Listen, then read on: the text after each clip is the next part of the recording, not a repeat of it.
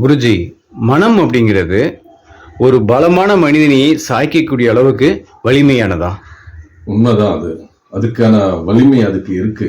நீங்க உங்க மனதை தேவையில்லாத விஷயங்கள்ல நீங்க போகிறதுனால, அதுக்கு நிறைய முக்கியத்துவம் கொடுக்கறதுனால, நீங்களே அதுக்கு வலிமை சேர்த்து கொடுத்துடுறீங்க.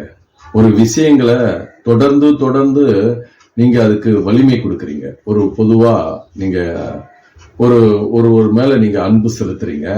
அப்ப அன்பு செலுத்தும் போது அதுக்கான அவங்க மேல ரொம்பவும் அதிகப்படியான அன்பை செலுத்த செலுத்த அது ஒரு மிகப்பெரிய ஒரு வலிமை வாய்ந்ததா இருக்கு. அப்போ நம்ம யாரிடத்துல அன்பு செலுத்துறோமோ அவங்க நம்ம விட்டு செல்லுகின்ற பொழுது நமக்கு மிகப்பெரிய வலியை ஏற்படுத்தும், வலிமையா இருக்கும்.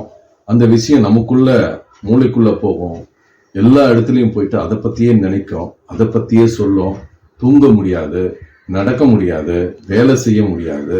அப்படியே அந்த மன சோர்வு உங்களுக்குள்ள அதிகமா அதையே நினைச்சு நினைச்சு உருவெடுத்துக்கிட்டே இருக்கும்.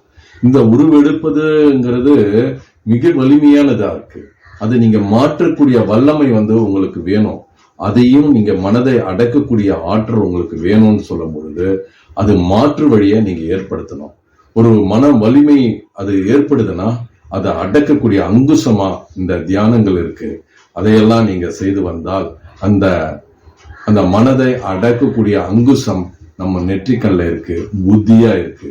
அதை நம்ம வலிமைப்படுத்தி கொண்டால் அந்த மனத வலிமையை நம்ம குறைச்சிக்கலாம். எப்பயுமே சோர்வு அடையாதீங்க.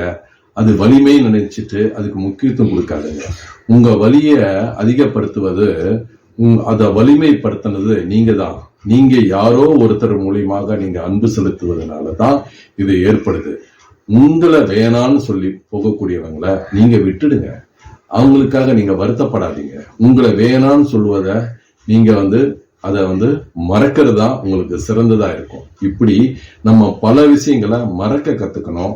அதே ஒரு நல்ல ஒரு வலிமையான எண்ணங்களை நீங்க வைத்து கொண்டால், நான் ஒரு உயர்ந்த நிலைக்கு வருவேன், எதையும் தாங்கும் எனக்கு சக்தி எனக்கு வேணும் அப்படின்னு நீங்க உண்மையாகவே அப்படிப்பட்ட ஒரு மனநிலையோட நீங்க இருந்தீங்கன்னா அந்த மன வலிமைய நீங்க ஏற்படுத்தலாம். அப்படிப்பட்ட ஒரு நிலைக்கு நீங்க அது சக்தி வாய்ந்ததா உங்களுக்கு ஏற்படும்.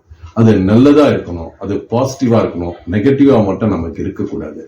நெகட்டிவான எண்ணங்கள் நமக்குள்ள வரவும் கூடாது. மனதை மட்டும் நம்மளை பாதிக்கல, இந்த உடலையும் பாதிக்கும், நம்மளுடைய எண்ணங்களை பாதிக்கும். ஏன் மரணம் கூட நம்மளை நெருங்க வர்றதுக்கான வாய்ப்பு இருக்கு.